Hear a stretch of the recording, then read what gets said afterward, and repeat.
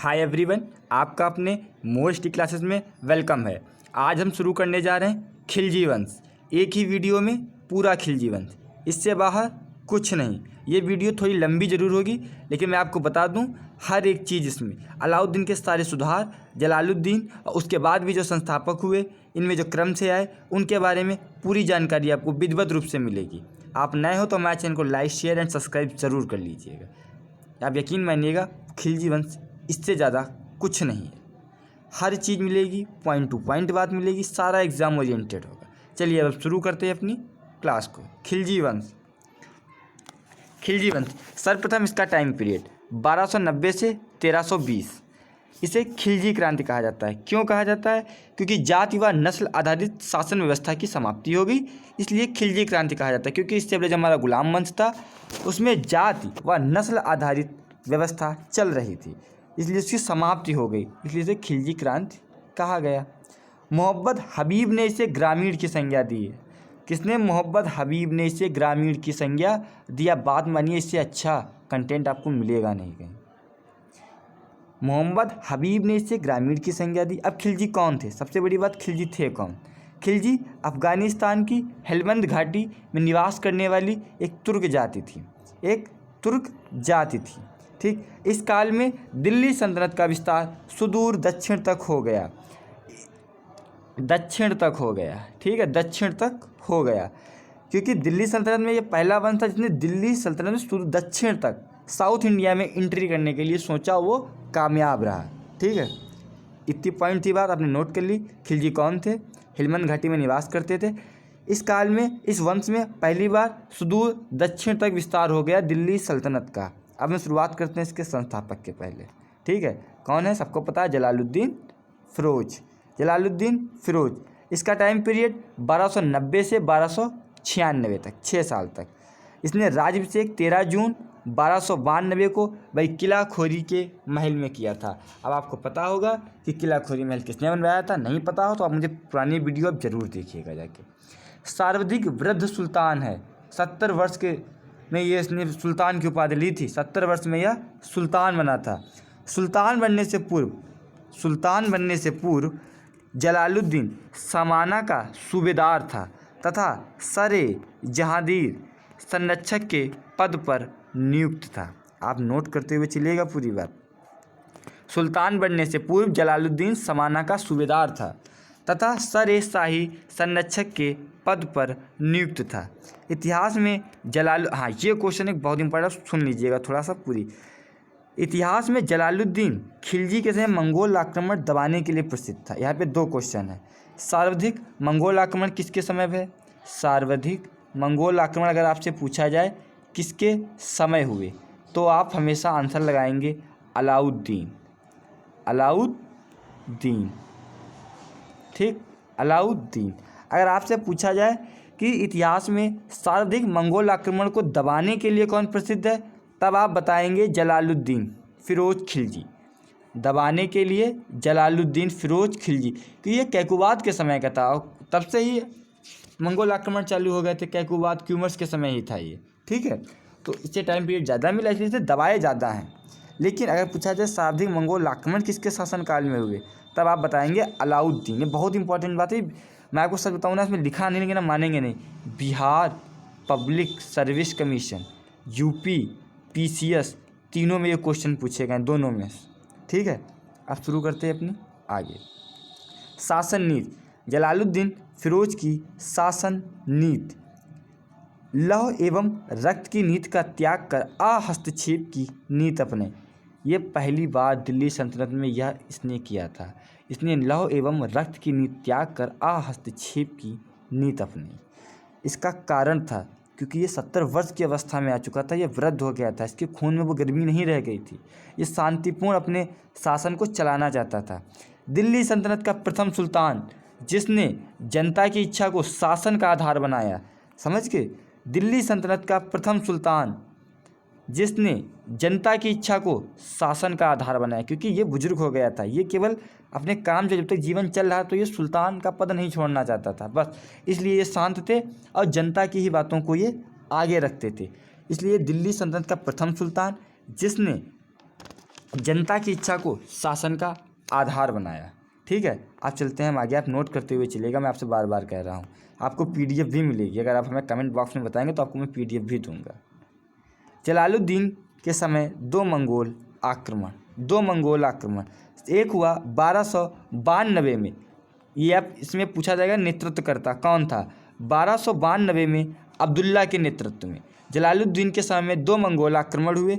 एक हुआ अब्दुल्ला के नेतृत्व में 1292 में, ये 1292 जनवरी में हुआ था। एक दूसरा 1292 ये अक्टूबर नवंबर हलाकू के पुत्र उलगू खां के नेतृत्व में, ठीक है। एक इसी समय मंगोलपुरी, दिल्ली में एक स्थान है मंगोलपुरी, ये इनके द्वारा ही बसाया गया था। इसके समय में 4000 मंगोलों ने इस्लाम धर्म स्वीकार किया और दिल्ली के निकट बस गए। दिल्ली में आज जो मंगोलपुरी है ये मंगोलों के द्वारा ही बसाया गया हुआ है कि इसके समय में 4000 मंगोल आए थे, इन्होंने इस्लाम धर्म स्वीकार किया और दिल्ली के निकट बस गए। ठीक है, इसी के समय 1296 में अलाउद्दीन खिलजी ने देवगिरी के यादव वंश के राजा जयचंद पर आक्रमण किया। अलाउद्दीन खिलजी का पहला ये दिल्ली सल्तनत सुदूर दक्षिण पर पहला आक्रमण था। इससे पहले एक असफल आक्रमण ये कर चुके थे, ये एक सफल आक्रमण था। इसी के समय 1296 में अलाउद्दीन खिलजी ने देवगिरी के आक्रमण पर यादव वंश के राजा रामचंद्र पर आक्रमण किया। दिल्ली सल्तनत का प्रथम दक्षिण अभियान माना जाता है, यह दिल्ली सल्तनत का प्रथम दक्षिण अभियान माना जाता है। अलाउद्दीन ने 1296 में जलालुद्दीन की स्वयं हत्या कर दी। ठीक है, अलाउद्दीन ने 1296 में जलालुद्दीन फिरोज की स्वयं हत्या कर दी और अलाउद्दीन गद्दी पर जा बैठा। ठीक है, ये अलाउद्दीन के बारे में हमारी सारी बातें हो गई। अब अलाउद्दीन खिलजी, अब इसे गद्दी कैसे मिली। अलाउद्दीन खिलजी, इसका टाइम पीरियड 1296 से 1316 है। इसका मूल नाम अली गुरसै है, अली गुरसै। इसके पिता सिहाबुद्दीन खिलजी यानी जलालुद्दीन का भाई, जलालुद्दीन इसका चाचा था, इसके पिता का नाम था सिहाबुद्दीन खिलजी। अब देखिए हुआ क्या, ये थी दिल्ली और ये था कड़ा नामक स्थान, दिल्ली से थोड़ी दूर पर। तो ये जो हमारे जलालुद्दीन फिरोज थे ये कड़ा नामक स्थान गए थे और यहीं पे हमारे देवगिरी से आक्रमण करके अलाउद्दीन खिलजी यहीं पर थे।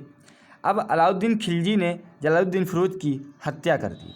जब हत्या यहाँ पे कर दी तो दिल्ली पे बैठी जनता को यह पता चला तो ऐसे अलाउद्दीन को वो स्वीकार नहीं करती। तो अलाउद्दीन देवगिरी गए थे और देवगिरी पर सर्वाधिक आक्रमण इसलिए हुए क्योंकि वो अपनी धन संपदा के बारे में जाना जाता था। इसलिए अलाउद्दीन वहाँ से जो अपनी धन संपदा लेकर आया था वो इधर कॉइन सिक्के बांटते हुए दिल्ली आया। जब इधर जलालुद्दीन फिरोज की हत्या हो गई तो उसकी पत्नी को ये बात पता चली। जब उनकी पत्नी को ये बात पता चली तो उनका लड़का था कुतुबुद्दीन इब्राहिम, तो उनकी पत्नी ने उसे दिल्ली का सुल्तान घोषित कर दिया। जब उसे ये बात पता चली कि अब हम क्या करें, तो वो उधर से अपने सिक्के धन संपदा बांटते हुए जनता को खरीदते हुए दिल्ली की गद्दी तक पहुँचा, जनता उसका स्वीकार करने लगी। इसी प्रकार उसकी पत्नी और कुतुबुद्दीन इब्राहिम ये दोनों मुल्तान भाग गए, तो ये लोग मुल्तान चले गए। इसी प्रकार अलाउद्दीन दिल्ली की गद्दी पर जा बैठा। कड़ा नामक स्थान पर जलालुद्दीन की हत्या किसने कर दी, अलाउद्दीन ने कर दी। उसका थोड़े समय के लिए कुतुबुद्दीन इब्राहिम कुछ दिनों के लिए मात्र दिल्ली सल्तनत की गद्दी पर बैठता है। उसके बाद उसकी पत्नी और कुतुबुद्दीन इब्राहिम दोनों मुल्तान वापस चले जाते हैं। अब इसकी पत्नी का नाम मल्लिका जहाँ ने अपने छोटे पुत्र रुकनुद्दीन इब्राहिम को सुल्तान घोषित किया। कड़ा से दिल्ली जाते समय अलाउद्दीन ने धन बांटा। अक्टूबर 1296 में बलबन द्वारा निर्मित अक्टूबर 1296 में बलबन द्वारा निर्मित लाल महलों में अपना राज्याभिषेक करवाया। ठीक है, इसमें राज्याभिषेक, ये उसे सिंहासन प्राप्त के लिए इतना समय उसने अपना लगाया। अब इसने उपाधि कौन कौन सी ली, सिकंदर सानी और द्वितीय सिकंदर, ये बहुत ही इंपॉर्टेंट है। इसकी उपाधि थी सिकंदर सानी अर्थात द्वितीय सिकंदर। इसका जो सपना था एक विश्व विजेता और नवीन धर्म चलाना, एक इसके सपना था विश्व विजेता बनना और नवीन धर्म चलाना। तो इसमें जो नोट करने वाली बात हो आप उसे जरूर नोट कीजिएगा कि उसने बलबन द्वारा निर्मित लाल महल में अपना राज्याभिषेक कराया, सिकंदर सानी और द्वितीय सिकंदर की उपाधि इसने ग्रहण की। ठीक है, अब चलते हैं हम अपने अगले पेज पर। इसने कार्य कौन कौन से किए, उलेमा वर्ग पर प्रतिबंध हटाया, उलेमा वर्ग पर प्रतिबंध लगाया। मुस्लिम धर्म के अमीर लोग उलेमा वर्ग कहलाते थे। उलेमा वर्ग पर प्रतिबंध। शराब पर पूर्ण प्रतिबंध। उच्च परिवारों के बीच वैवाहिक संबंध पर रोक। इसने ये क्यों लगाया? क्योंकि ये जानता था अगर दो बड़े परिवार अगर आपस में शादी कर लेंगे तो वो एक ज़्यादा मजबूत हो जाएंगे और अपने कमज़ोर को वो हटा सकते हैं। इसलिए उसने यह प्रतिबंध लगा दिया कि उच्च परिवारों के बीच वैवाहिक संबंध नहीं होगा। अब हम बात करते हैं उत्तर विजय, उत्तर भारत की विजय। आप ध्यान से सुनते हुए चलिएगा कि 6 आक्रमण इसमें होते हैं और 6 आक्रमण उधर करता है वो, ठीक है, आप नोट करते हुए चलिएगा। सर्वप्रथम करता है गुजरात आक्रमण। गुजरात आक्रमण 1298 से 1299 में। पूछा जाता है नेतृत्व कौन था? नेतृत्व नुसरत खां, नेतृत्व नुसरत खां। गुजरात आक्रमण नेतृत्व नुसरत खां, शासक रायकर्ण। नुसरत खां ने खंबात बंदरगाह से हिंदू किन्नर मलिक काफूर को 1000 दिनार में खरीदा। नुसरत खां खंबात बंदरगाह से हिंदू किन्नर काफूर को 1000 दिनार में खरीदा। काफूर को 1000 दिनारी कहा जाता है। काफूर को 1000 दिनारी कहा जाता है। आप नोट करते हुए चलिएगा पूरी बात। रणथंभौर विजय, फिर आती है रणथंभौर विजय। रणथंभौर विजय 1301 में हुई। नेतृत्वकर्ता नुसरत खां व उलूग खां, नुसरत खां व उलूग खां। शासक हमीरदेव चौहान, शासक हमीरदेव चौहान। हमीरदेव के सेनापति रणमल ने धोखा दिया व युद्ध में नुसरत खां मारा गया। जो इसका नेतृत्व करता था नुसरत खां, उसने उसके सेनापति रणमल को खरीद लिया था, इसलिए उसने हमीरदेव चौहान को धोखा दे दिया, नुसरत खां मारा गया। ठीक,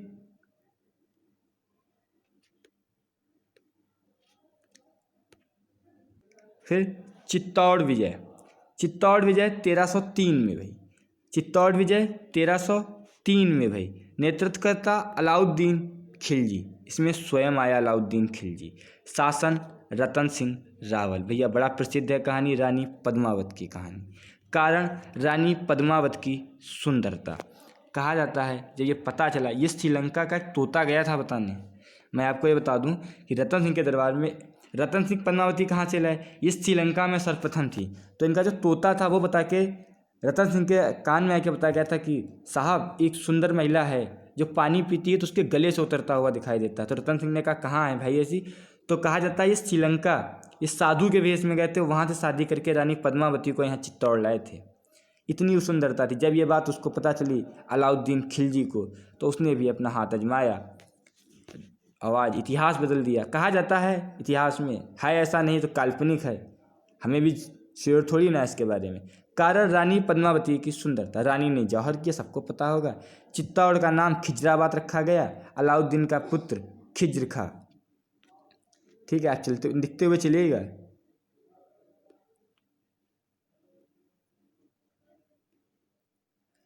ठीक है, खिज्र रख दिया गया। फिर इस अभियान में अमीर खुसरो अलाउद्दीन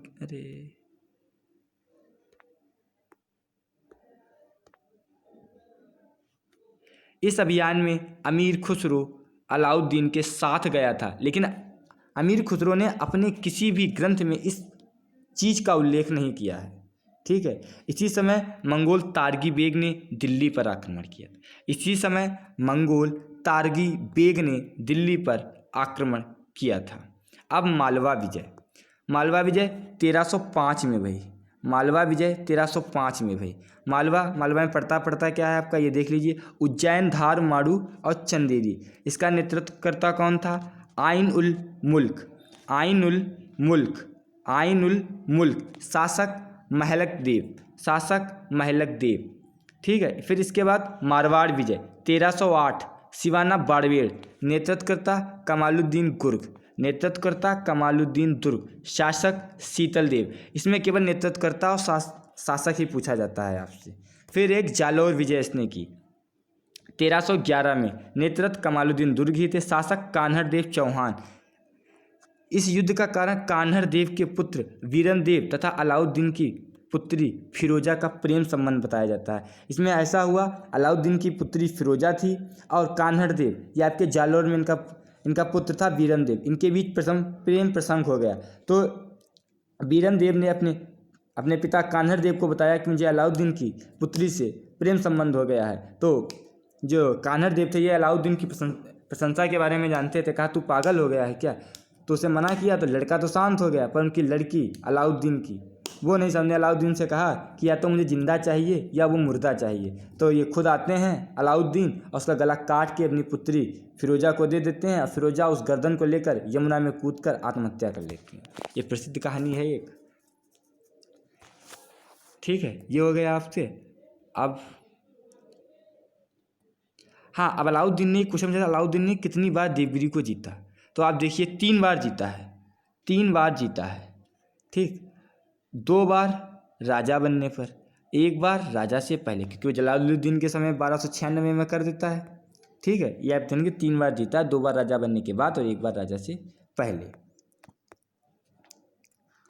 आप नोट करते हुए चलिएगा प्लीज़, मैं बता रहा हूँ बहुत इंपॉर्टेंट बातें आपको मिलेंगी नहीं दोबारा कहीं लिखी। ठीक है, आप नोट करते हुए चलिएगा, बहुत अच्छा। अब अलाउद्दीन की दक्षिण विजय। सभी अभियानों का नेतृत्व करता मालिक काफूर ने किया।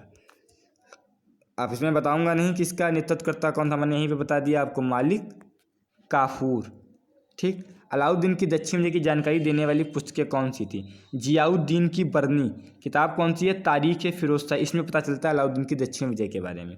अमीर खुसरो की खजाइन उल फतह। फिर एक है इसामी की फुतूह अस, बुक का नाम है सलातीन। ये बुक का नाम है ना, याद रखिएगा, यही पूछे जाते हैं जब आपको पता नहीं होता है। कहेंगे ये मैंने कहाँ पढ़ा, तो ये यहाँ पढ़ेंगे और कहीं नहीं, मोर डी क्लासेस में सिर्फ आप पढ़ेंगे ना, पढ़ो, क्योंकि मैं सिर्फ पढ़ना जानता। अब मेरे अंदर ललकारी पढ़ने वाली। मध्यकालीन भारत का प्रथम शासक जिसने दक्षिण भारत का फतह किया। मध्यकालीन भारत का प्रथम शासक जिसने दक्षिण भारत को फतह किया। दक्षिण भारत पर प्रथम आक्रमण 1303 में वारंगल पर था, जो कि असफल था। फिर उसके बाद जलालुद्दीन के बाद उसने किया। ठीक है, आप नोट करते हुए चलिएगा इस चीज़ को। अब देवगिरी पर आक्रमण, सर्वप्रथम फिर उसने देवगिरी पर किया। शासक रामचंद्र देव था, यादव वंश था। अलाउद्दीन ने रामचंद्र देव को रायन की उपाधि दी।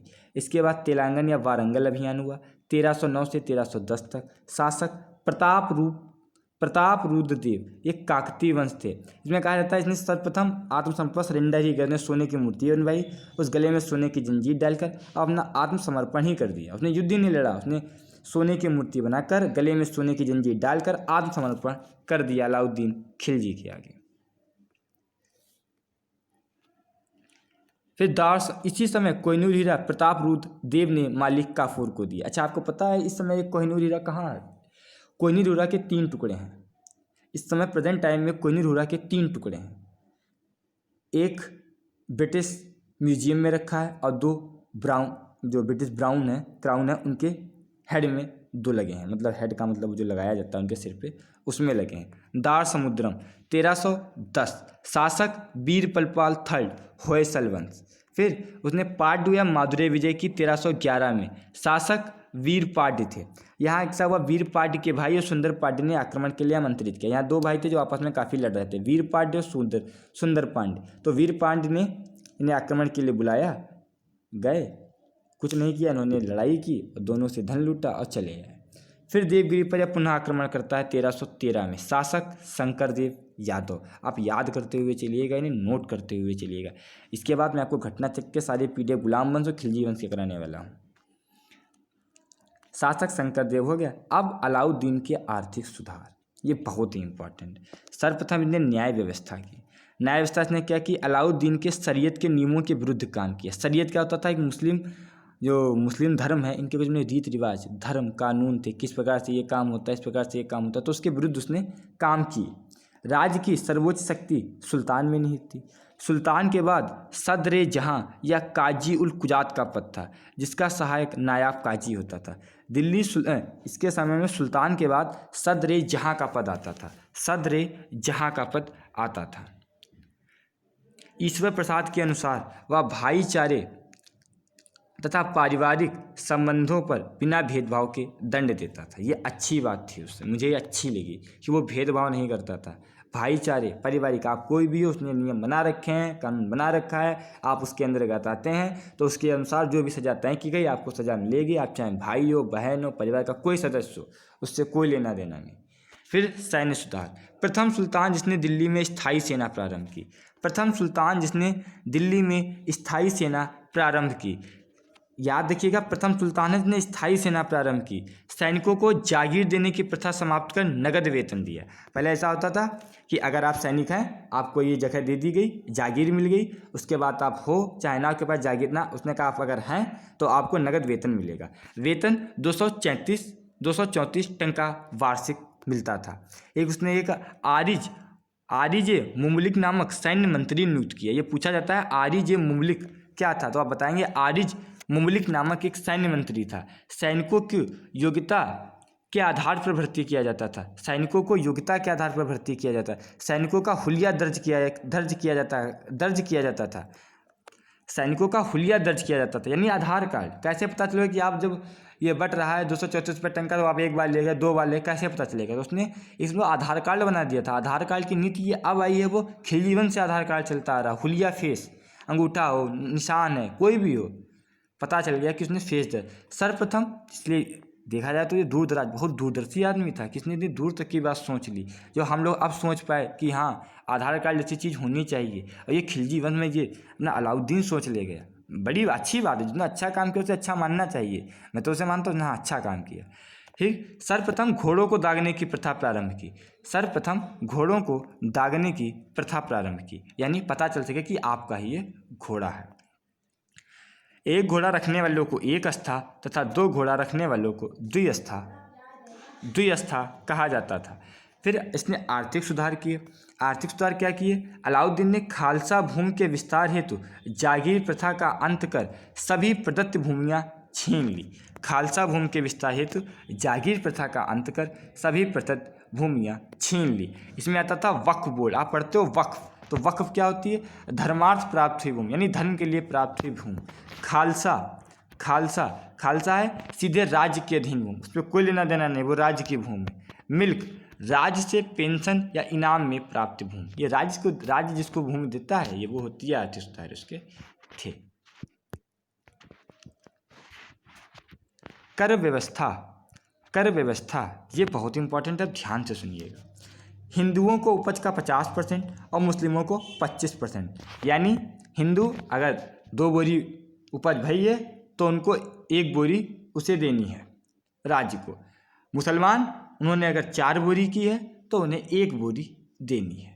ठीक है, 50% 1/2, 25% 1/4, 4 हुई तो 3 देना है आपको, 50 भी तो उसमें 2 देना है आपको। ठीक, अब गैर मुस्लिमों से 4 कर लिए जाते थे, ये मैंने एक पास लिखे, आप ध्यान से सुनिएगा। भूमि उपज को खराज कहा जाता था, मुस्लिमों को उग्र कहा जाता था। गैर मुस्लिमों से 4 कर लिए जाते थे। नंबर 1 जजिया, सैन्य सेवा के बदले लिया जाने वाला कर। अगर आप सैन्य सेवा में नहीं है तो आपको कर देना पड़े। खराज, उपज का 50%, यानी किससे लिया जाता था? ये गैर मुस्लिम नहीं थे। धारी गृह कर, नया मकान बनाने पर आपको कर देना है। चारी गृह या चारा गृह कर, दुधारी पशुओं पर कर। 4 कर लिए जाते थे, आप फिर से सुन लीजिएगा। जजिया, खराज, धारी गृह, चारा गृह कर। ठीक है, सैन्य के बदले कर जजिया कर होता था। खराज उपज का 50% होता था। धारी गृह कर नया मकान बनाने पर होता था। चारी गृह कर दुधारी पशुओं पर होता था। एक होता था खुम्स या गलीमा। लूट के माल का 4/5 भाग राज्य को तथा 1/5 सेना को दिया जाता था। ये आपको याद करने पड़ेंगे भाई, इनका 3-4 बार पढ़ोगे तब आपको ये याद होंगे। खुम्स या गलीमा, लूट के माल का 4/5 भाग राज्य को तथा 1/5 भाग सेना को दिया जाता था। एक का था जकात, ये बहुत अच्छा लगा, ये हम सोचते हैं कि आज हमारी भारत सरकार इसे लागू करे। प्रत्येक मुस्लिम ने अपनी आय का 1/40 भाग गरीब मुस्लिम जनता के लिए दिया गया। मैं ये नहीं कहता हूँ कि पर्टिकुलर मुस्लिम के लिए कर दिया जाए, हर एक समुदाय के लिए बना दिया जाए कि आप अगर अपने समुदाय के जो गरीब लोग हैं उन्हें आप ऊपर करना चाहते हैं तो अपनी आय का आप इतना भाग जरूर दें। एक ये नहीं गरीब से लिया जाए, एक उनकी लिमिट बांधे कि इनकी आमदनी इतनी है या इतनी है, वो स्वतः बैंक से कट जाएं उनके। ये अच्छी चीज़ मुझे लगी। प्रत्येक मुस्लिम अपनी आय का 1/40 भाग अपने गरीब मुस्लिम की जनता के लिए वो देगा। फिर मसाहत, भूमि की माप को कहा जाता था। प्रथम सुल्तान जिसने भूमि की माप प्रारंभ करवाई। ठीक, अब ध्यान रखते हुए चलिएगा। प्रथम सुल्तान जिसने भूमि माप प्रारंभ करवाई, किसने? अलाउद्दीन खिलजी ने। फिर एक था दीवान ए मुक्तराज, बकाया करों तथा भूमि माप से संबंधित नवीन विभाग। फिर एक था उस्र क्या था? मुस्लिमों से लिया जाने वाला कर, वो हमने अभी ऊपर पढ़ा। खम्स, वो हिंदुओं से लिया जाता था। ठीक, उपज, खराज हिंदुओं से लिया जाता था। उस्र मुस्लिमों से लिया जाने वाला कर था। अलाउद्दीन ने हिंदू पदाधिकारियों के विशेष अधिकारों में कमी कर दी। ये बहुत इंपॉर्टेंट क्वेश्चन है, पूछा गया था कि किस राजा ने हिंदू पदाधिकारियों के विशेष अधिकारों में कमी कर दी, तो वो कौन था? अलाउद्दीन ने हिंदू पदाधिकारियों के विशेषाधिकारों में कमी कर दी। ठीक है, हम चलते हैं आगे। बाजार नियंत्रण प्रणाली, आप सुनते हुए चलिएगा, अच्छी चीज़ है। इसने विशाल स्थायी सेना बनाई जिसे कम वेतन पर गुजारा करना था, जिसके लिए बर्नी ने ये बात कही है। एक विशाल स्थायी सेना जिसे कम वेतन पर गुजारा करना था, उसके लिए सुल्तान ने जीवन निर्वाह की वस्तुओं का मूल्य स्थायी कर दिया। भाई इतनी बड़ी सेना थी, कैसे वो स्टेबल लगता? वो सेना वाले क्या खाते क्या पीते? तो उसने कर दिया जो मूलभूत आवश्यक चीज़ है उसने अपने रेट पर निश्चित कर दिया कि आलू है ये 1.5 रुपये किलो ही बिकेगा, चाहे आलू कम हो या ज़्यादा हो, 1.5 रुपये किलो ही बिकेगा। चावल है इतने रुपये में बिकेगा, गेहूँ है इतने रुपये में बिकेगा, उसने निश्चित कर दिया। एक उसने सराय दल नामक एक उसने संगठन बनाया। इसका काम था न्याय के स्थान को सराय दल कहा जाता था। अब क्या था? यमुना के तट पर निर्मित बाजार, जहाँ वस्त्र व अन्य कीमती वस्तुओं का व्यापार होता था। यमुना तट के किनारे एक स्थान था जहाँ वस्त्र व अन्य कीमती वस्तुओं का व्यापार होता था, उसे सराय अदल कहा गया। अलाउद्दीन को सार्वजनिक वितरण प्रणाली का जनक कहा जाता है, यानी पीडीएस सिस्टम तब से उसने अपना लिया था। उसने कुछ चीज़ें उसकी बहुत अच्छी थी, वो तब ये चीज़ें सोच ले गया जो हम लोग अब सोच रहे हैं यार। अकाल के समय कैसे कोई चीज़ स्टोर की जाएगी, उसे ये पता था हाँ अकाल पड़ेगा तो लोग भूख के प्यासे मरेंगे, तो उसके लिए क्या व्यवस्था करी जानी चाहिए वो उस समय सोच लेता था। ये बहुत बड़ी बात है उस समय, और उसने पीडीएस की सुविधा कर दी। पीडीएस का जनक कहा जाता है अलाउद्दीन खिलजी। ठीक है, आप नोट करते हुए चलिएगा। अब उसने दीवान रियासत यानी व्यापार विभाग खोला। व्यापार विभाग में एक व्यक्ति था, सदर ए रियासत नाम का एक विभाग था। सदर ए रियासत यह एक सर्वोच्च अधिकारी था। इसके भी 3 डिपार्टमेंट थे, सहना, बरीद और मुनिया। सहना ये बाजार अध्यक्ष होता था, ये बाजार के नियंत्रण देखता था, क्या हो रहा है क्या नहीं हो रहा, कोई गलत हो रहा है कि नहीं हो रहा।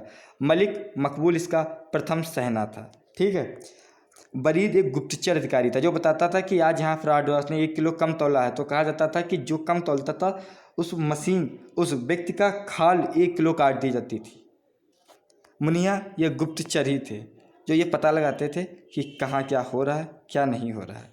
ठीक, दीवान रियासत व्यापार विभाग खुला। दीवान रियासत, सदर रियासत, सर्वोच्च अधिकारी, ये 3 थे। सहना बुरीद मुनिया। सहना बाजार अध्यक्ष था। बरीद गुप्तचर अधिकारी थे, मुनिया गुप्तचर थे।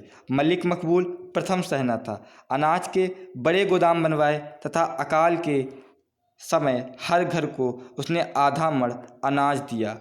1 मण 40 किलो का होता था, अर्थात आधा मण 20 किलो का।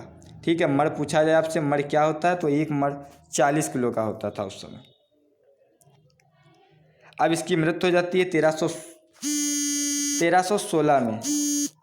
इसकी मृत्यु हो जाती है 1316 में इसकी। ठीक है, इसका मकबरा जामा मस्जिद के बाहर दिल्ली में बना है। अलाउद्दीन अंतिम समय में कोढ़ से पीड़ित था। और कहा जाता है यह इतना ज़्यादा पीड़ित था कि मलिक काफूर से इसने कहा कि मुझे जहर दे दो। ठीक है, आप नोट करते हुए चलिए, ये बात सच है, मैं आपको झूठ नहीं बता रहा हूँ। इसका मकबरा कहाँ है? जामा मस्जिद के बाहर, दिल्ली। अलाउद्दीन अंतिम समय में कोढ़ से पीड़ित था, आपको पता चल गया। इसने निर्माण क्या कराया?